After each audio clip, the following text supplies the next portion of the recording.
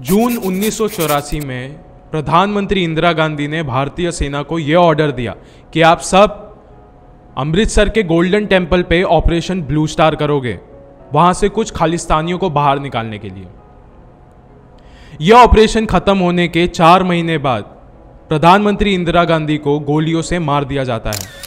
And यही चीज ने लीड किया आज के वीडियो के इस टॉपिक पे, जो कि है 1984 दिल्ली राइट्स या फिर एंटी सिख राइट्स।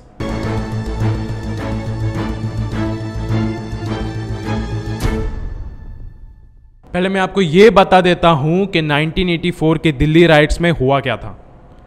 जब हमारे देश के दिल्ली शहर में प्रधानमंत्री इंदिरा गांधी को मार दिया गया था, उसके बाद कई मासूम सिख भाइयों की भी जान गई थी। यहां पे मैं 100-200 लोगों की नहीं, बल्कि 3000 सिख भाइयों की बात कर रहा हूं, जिनकी मौत सिर्फ दिल्ली में हुई थी। एंड देश भर में 20,000 सिख भाइयों की जान गई थी। लेकिन ये सब हुआ कैसे था? किसने किया था ये सब? इतना बड़ा दंगा किसने प्लान किया?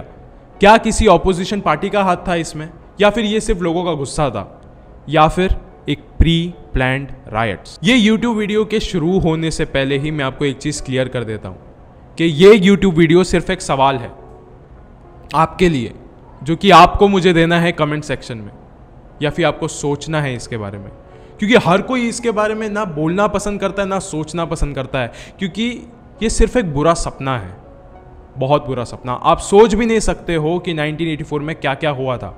एंड ये वीडियो आप अपने लेफ्ट विंग और राइट विंग विचारधारा को साइड में रख के देखिए। शुरू करने से पहले ऐसे ही और हॉरर, मिस्टीरियस और हिस्टोरिकल वीडियोस देखने के लिए सब्सक्राइब कर दीजिए इस चैनल को। अब ये कहानी शुरू होती है। ये पूरे रायट्स की जड़ थी ऑपरेशन ब्लू स्टार।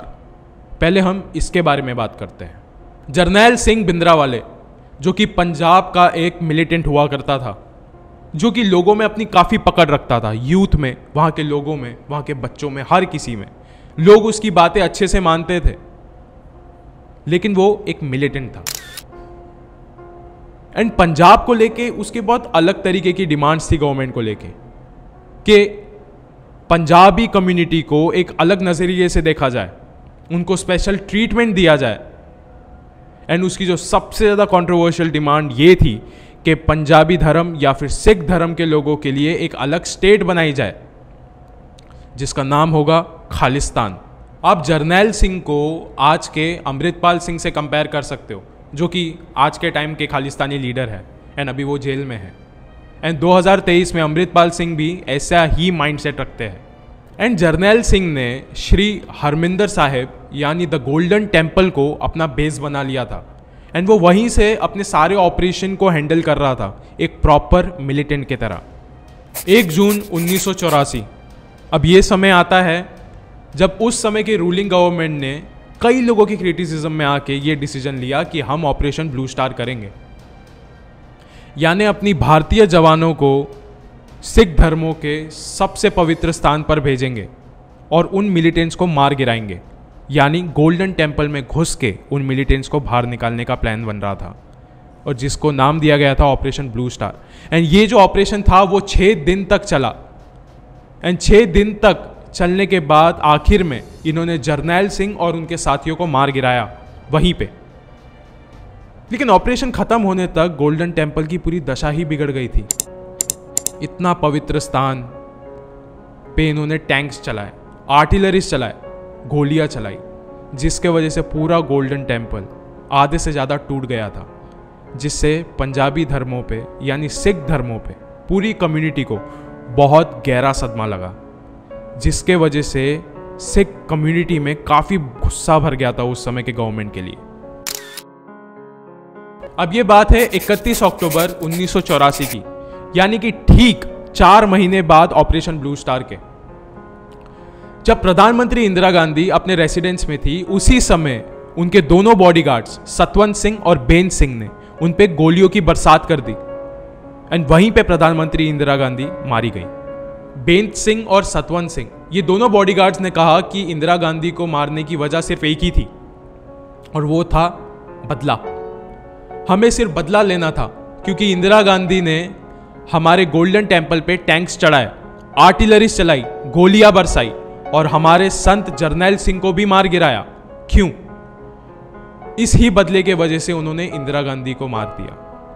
प्रधानमंत्री इंदिरा गांधी की मौत की खबर देश भर में आग की तरह फैल गई एंड लोगों के मन में बहुत ज्यादा गुस्सा जाग गया। ये कोई एक कम्युनिटी या फिर कोई एक रिलीजन वाली ग्रुप नहीं थी, देश भर में लोगों के मन में काफी ज्यादा गुस्सा जाग गया। एंड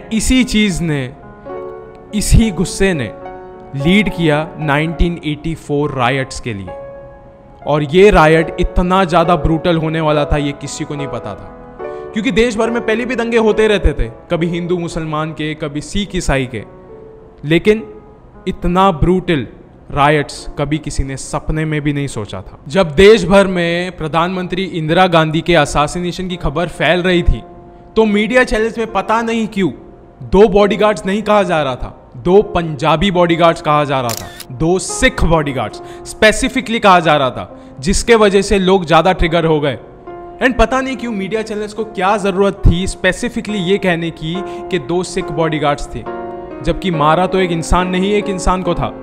एंड मीडिया चैनल्स के इसी स्पेसिफिकेशन के वजह से, इसी नाम के वजह से कि 2 सिख बॉडीगार्ड्स थे, तो लोगों के मन में बॉडीगार्ड्स के लिए नफरत बिल्कुल नहीं जागी, बल्कि पूरे सिख धर्म के लिए नफरत जाग गई, जिसने अल्टीमेटली ये पूरे राइट्स को जन्म दे दिया। लेकिन किसे पता था कि ये दंगा, ये रायट्स हमारे भारतीय इतिहास का सबसे बेरहम दंगा बन के रह जाएगा। ऐसा बताया जाता है कि जहां पे भी किसी पंजाबी का घर लोगों को दिखता था, लोग उनके घर में घुस के उनको जला दिए जाते थे, उनके पूरे फैमिली के सामने उन्हें मार दिया जाता था। बच्चा हो, बूढ़ा हो, औरत हो, किसी पे भी रहम नहीं खाया जाता था उस समय।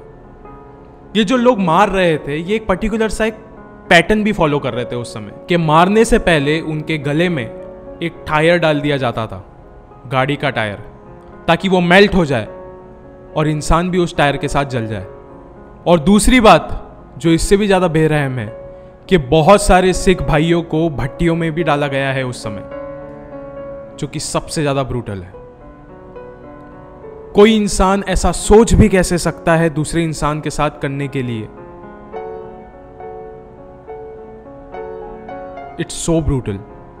एंड जो भी पंजाबी भाइयों की मदद करने की कोशिश करता था या उन्हें अपने घर में रखने की कोशिश करता था, ये दंगे करने वाले उन्हें भी नहीं छोड़ते थे, उन्हें भी मार दिया जाता था या फिर बहुत बुरी तरीके से जलील कर दिया जाता था। ये दंगे का जिम्मेदार कोई एक इंसान नहीं था, कोई एक पॉलिटिकल पार्टी नहीं थी, ना कोई एक रिलीजन ग्रुप, बल्कि उस समय की आइडियोलॉजी थी। लेकिन फिर भी पता नहीं क्यों बहुत सारे मीडिया चैनल्स या बहुत सारे लोग इसमें भी हिंदू, मुसलमान, सिख, ईसाई का कॉलम लेके आ जाते। अगर कोई इंसान दोषी है तो ये वो है जिसने सब लोगों को ब्रेन वॉश किया या फिर सब लोगों को पैसे दिए टायर खरीदने के लिए, आग लगाने के लिए, पेट्रोल खरीदने के लिए, जिसका दोषी बाद में ठहराया गया सज्जन कुमार को। एंड आज वो सलाखों के पीछे है, उम्र कैद की सजा मिल गई है उन इंसान को। कहा जाता है कि ये जो राइट्स हुए थे ये एक प्री प्लान्ड राइट्स थे।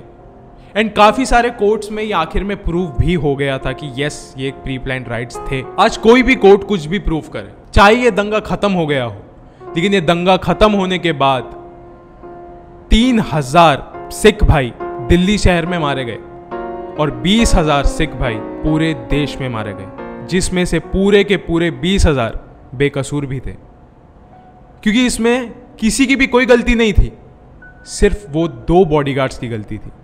अंत में मैं बस आपसे एक ही सवाल पूछना चाहता हूं, क्या उन 2 बॉडीगार्ड्स की सजा एक पूरे धर्म को, एक पूरे कम्युनिटी को देनी जरूरी थी? आपको पता भी है कि उस कम्युनिटी ने उस समय क्या फेस किया, अपनों को खोना, अपने बच्चों को खोना, जिनका कोई कसूर भी नहीं था, जबकि अदालत उन दोनों बॉडीगार्ड्स को उनकी सजा दे चुकी थी। लेकिन फिर भी जो बाहर बैठे मासूम थे उनको मार के क्या मिला? 1984 के इस घटना के बाद कोर्ट ने बहुत सारे कमिटीज बनाई ताकि ये केस जल्दी से सॉल्व हो पाए, लेकिन आज 40 साल गुजर चुके हैं एंड ये केसेस आज भी ऐसे ही अदालत में चल रहे हैं, जिसका कोई भी सॉल्यूशन आज तक नहीं निकल पाया।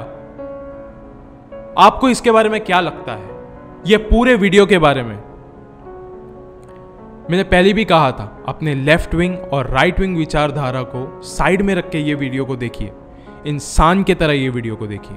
एंड अब बताइए कमेंट सेक्शन में कि आप इस पूरे घटना के बारे में क्या सोचते हो। शुक्रिया।